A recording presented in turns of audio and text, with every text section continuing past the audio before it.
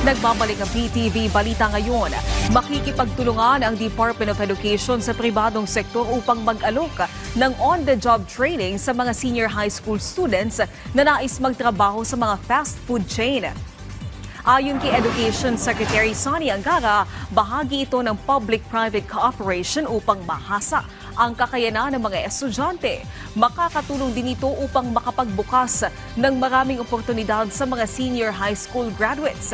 Ilulunsad ang quick service restaurant curriculum sa iba't ibang eskwelahan nationwide sa ilalim ng DepEd Technical Professional o TechPro. Tutugisin na rin ang Bureau of Internal Revenue ang mga contractor na hindi nagbabayad ng tamang buwis dahil sa maanumalyang flood control projects. Babala ni BIR Commissioner Romeo Lumagi Jr., hindi nabibigyan ng tax clearance sa mga contractor na hindi nagbabayad ng tamang buwis.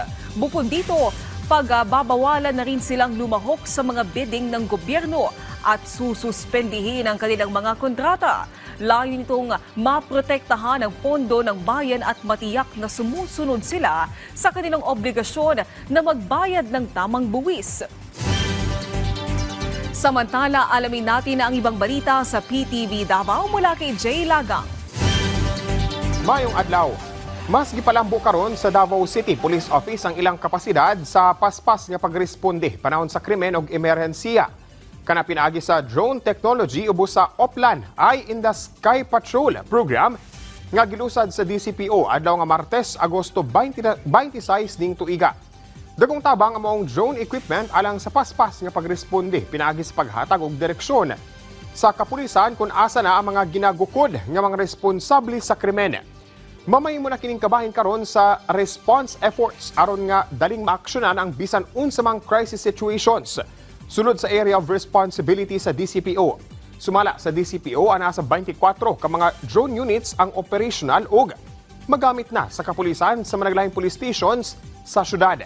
Gipasalig sab niini nga napailawom sa sakto nga training ug kahibalo ang nasa 62 ka mga drone operators aron nga mahanas ug mas epektibo ang ilang pagresponde. NDCPO is now adapting its use in our operations. Basically, the four objectives of our drone operations are aligned to surveillance and monitoring, search and rescue support, evidence collection, and tactical support. DCPO has ensured that we are ready for this Oplan.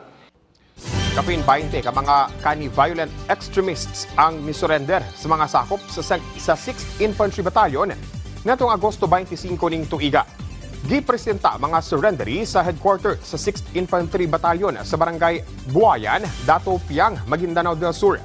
Dungan silang pag-surrender ang pag-turnover sab nila sa bit-bit nga managlahing tag-as nga matang sa armas.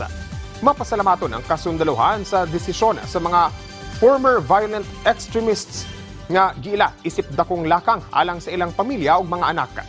Gihatagan sab sila og ayuda sa masa duha ka traktor, duha ka agricultural sprayers, 42 kasako sa bugas gikan sa BARM ug sa lokal nga opisyal ug cash assistance gikan sa local government unit sa mamasapano aron nga masugdan nila ang normal nga kinabuhi ug makatabang sa komunidad.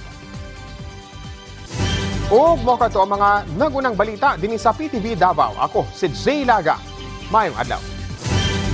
Tagang salamat Jay Lagang. At yan ang mga balita sa oras na ito. Para sa iba pang update, follow at ilike kami sa aming social media sites sa @PTVPH. Ako po si Naomi Tiburcio para sa Pambansang TV sa Bagong Pilipinas.